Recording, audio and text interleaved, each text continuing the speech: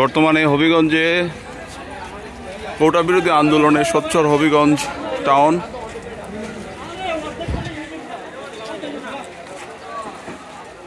কেন্দ্রীয় কর্মসূচি, ছাত্রদের কেন্দ্রীয় কর্মসূচি চলমান হবিগঞ্জ টাউনে।